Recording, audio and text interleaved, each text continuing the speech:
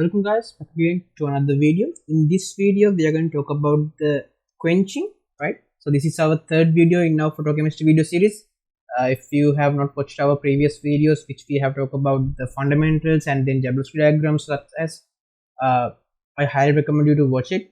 So today, let's talk about the quenching, right?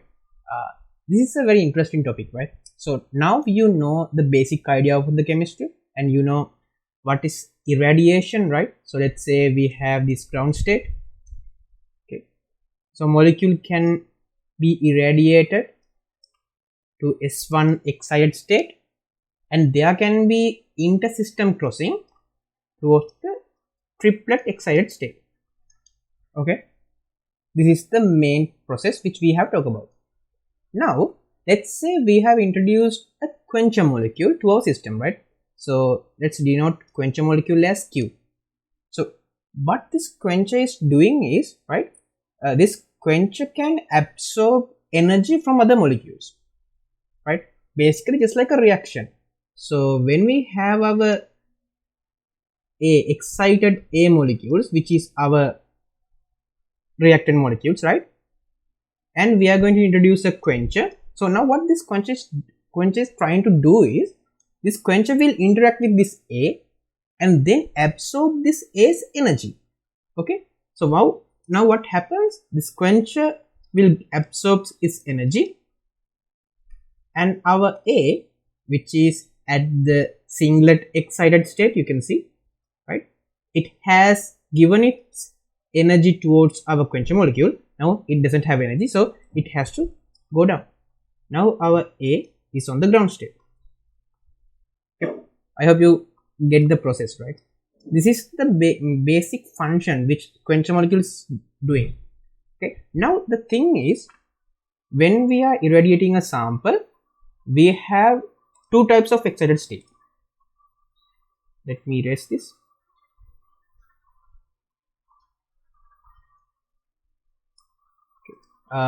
Here we have our A molecule in the ground state.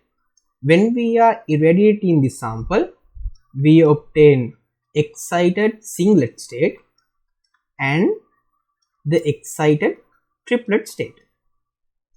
Okay, which we have talked about this, how this happens, right?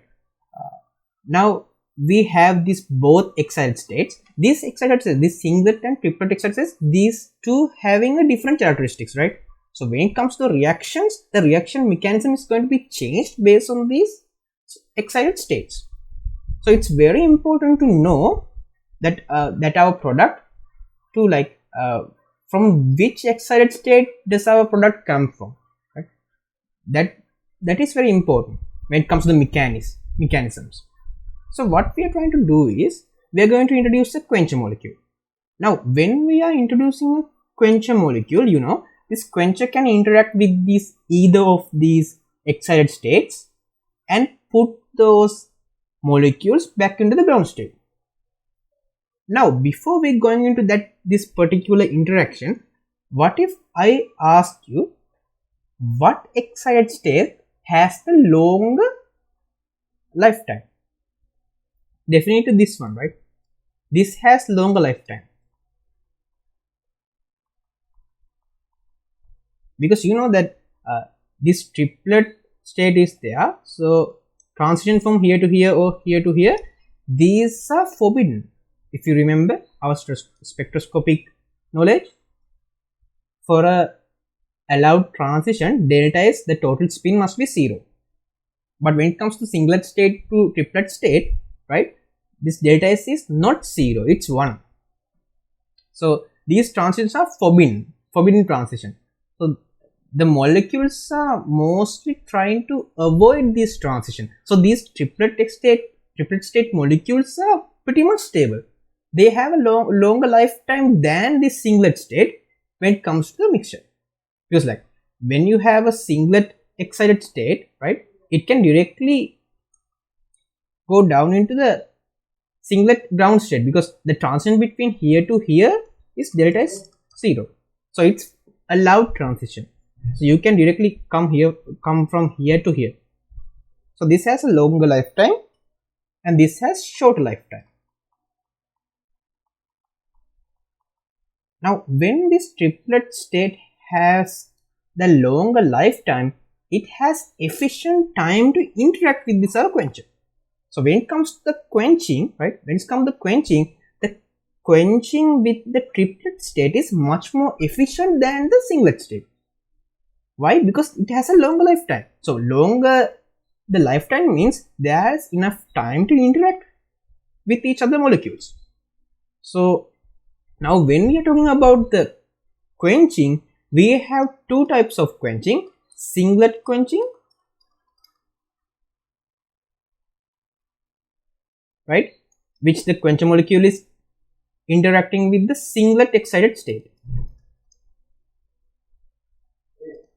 right, singlet excited state interaction. And the other one is the triplet quenching.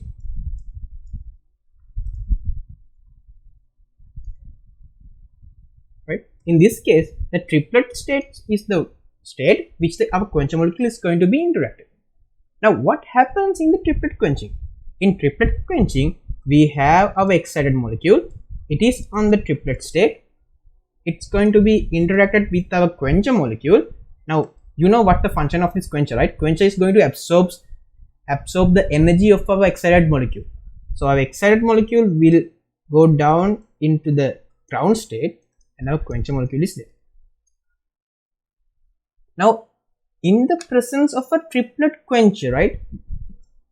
In the presence of a triplet quencher, which means this particular quencher, right? This particular quencher molecule only interact with our triplet state. It's not going to be interact with our singlet state, right? That's why we are calling this as a triplet quencher. It's going to be interacted only with our triplet state. Now, in the presence of a triplet quencher, you don't have this triplet state. Why? When you have a triplet state molecule, our triplet quencher will quickly put it down into the ground state. So in the mixture, right? In the mixture, you have only a S1 singlet excited state, right?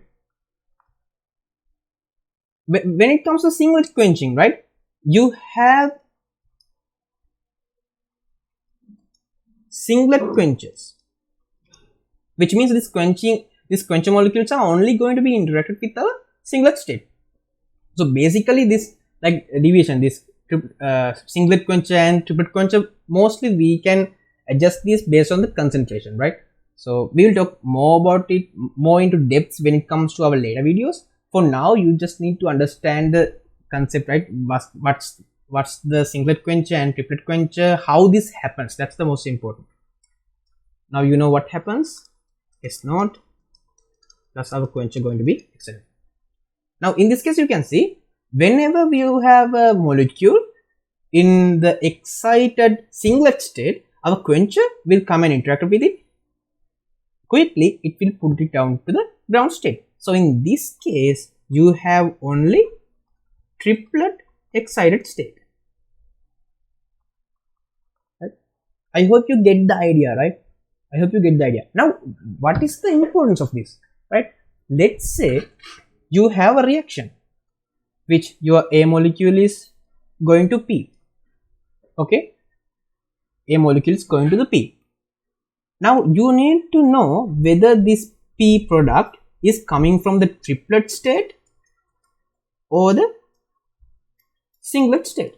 Now, what you can do? You can introduce a triplet quencher. As I have told you, this triplet quenching, right, it's more efficient. It's more efficient than the singlet quencher because it has longer lifetime. So mostly when it comes to our practical aspect, we mostly use this triplet quenching procedure.